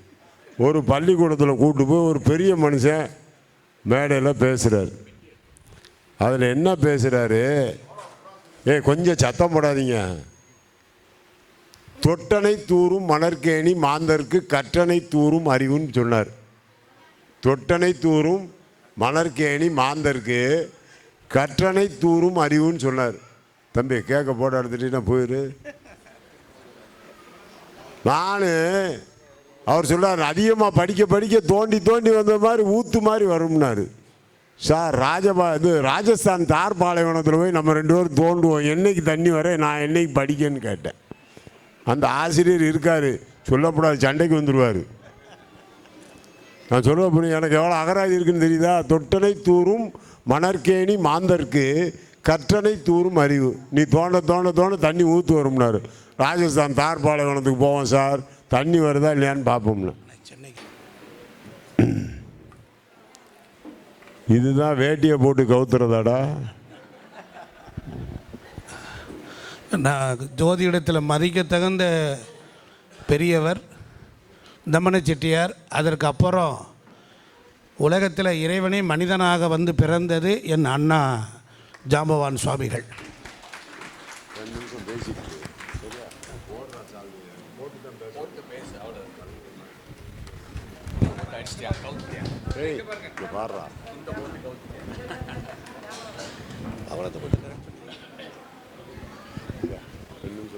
அடுத்து இளைய பட்டம் என் பாசமிகு என் அன்பர் என் அண்ணன் மகன் மேலே வாங்க மேடைக்கு. என்னுடைய டிவோட்டி அவர்.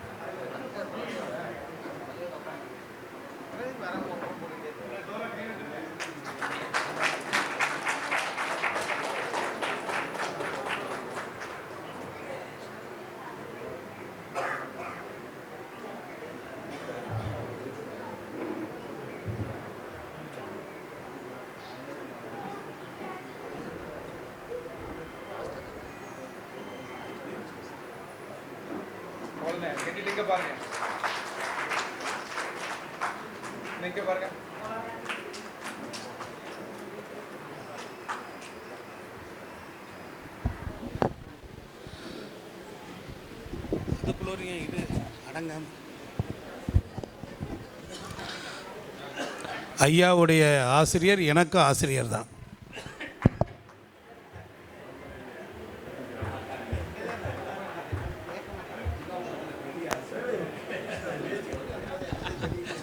ஒரே நிமிடம் பேசிட்டு நான் சென்னை போக வேண்டும்.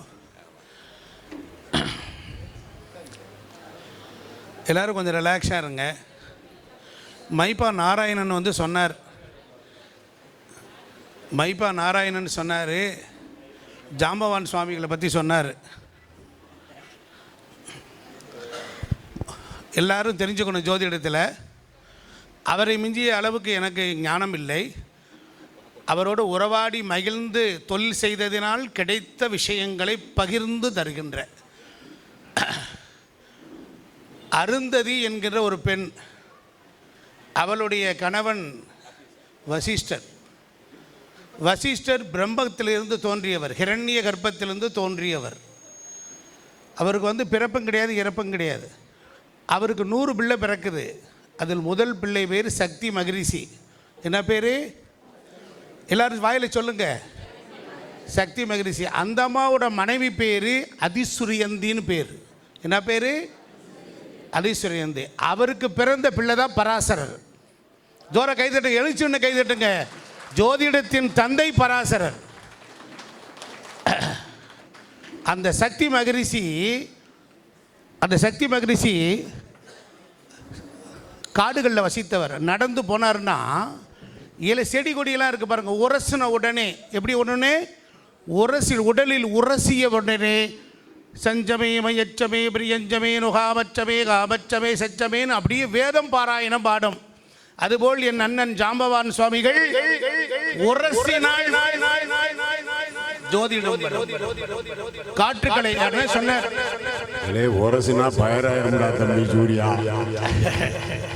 நான் சொல்வது ஆறாவை உரசினாள்.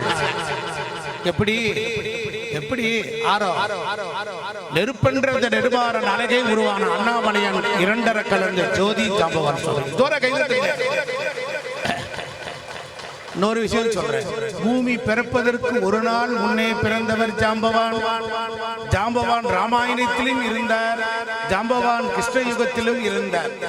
ஏனென்றால் அவர் சிரஞ்சீவி. விட்டகுறை தொட்டகரை பூர்த்தி செய்ய கிருஷ்ணனுக்கு ஒரு அபத்தை ஏற்படுத்தி காப்பாற்றுவர் ஜாம்பவான். ஜாம்பவான் என்பது சாமான விஷயம் இல்லை. ஆஞ்சநேயருடைய அருமை தெரியாது அவருக்கு, அவருடைய மகிமை தெரியாது. அவருக்கு அச்சத்தை தீர்த்து உன்னால் வானுலகத்தில் பறக்க முடியும் என்று சொன்னவர். அப்படிப்பட்ட ஜாம்பவான் சுவாமிகளுடைய பெயர் இந்த பிரபஞ்சத்திலே இந்த மாதிரி பெயர் உள்ள தனி மனித நபர் எவரும் இல்லை. மனிதனின் புதியும் தெய்வமே விண்ணிலிருந்து மண்டில் வந்து இறங்கி மனித சட்டை தாங்கி இருக்கிறது. நல்லா கவனிச்சுக்கணும். அந்த ஜாம்பவான் சுவாமிகள் சூரிய குலத்தினுடைய ராமனுடைய காலத்தில் வந்து தோன்றியவர். கரடி சுவாமிகள் ஜாம்பவானாக மாறி இருக்கிறார். புரிந்து கொடுத்த?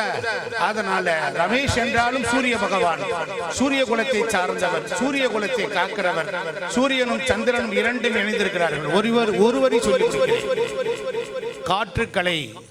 இது யாருக்குமே தெரியாது, வள்ளலாருக்கு மாத்திரம்தான் தெரிந்த விஷயம். நாம் சுவாசத்தில் காற்று இருக்கிறது. அந்த காற்றை பிரித்தால் ஆகம லட்சணம், ஆரண லட்சணம். அதிலிருந்து தான் என்ன வந்தது? 1330 குறள்கள். இன்னைக்கு இருக்கிற உலகத்தில் தோன்றிய அத்தனை செயின்ட்டுக்கும் காற்றிலே இருந்துதான், மூலத்தில் இருந்துதான் மேலே இருந்து கொண்டு வந்திருக்கிறான். அதனால் காற்றுக்களை அறிந்த மகான், சுவாசக்கலை அறிந்த மகான், மூச்சு ஜோதிடம் அறிந்த மகான் மற்றொரு வியாசர். ஏன் நீங்கள் இந்த உலகத்தில் எந்தெந்த நல்ல வார்த்தைகளை எல்லாம் நிரப்ப வேண்டும் என்று விரும்புகிறீர்களோ அத்தனைக்கும் சொந்தக்காரர் இவர்தான். அதனால் நான் காசு கேட்கவில்லை, காணிக்கை கேட்கவில்லை, பூ கேட்கவில்லை, போற்றவில்லை, தூற்றவில்லை. இந்த உலகத்தில் எனக்கு இட்ட பணியை நான் செய்து கொண்டிருக்கிறேன்.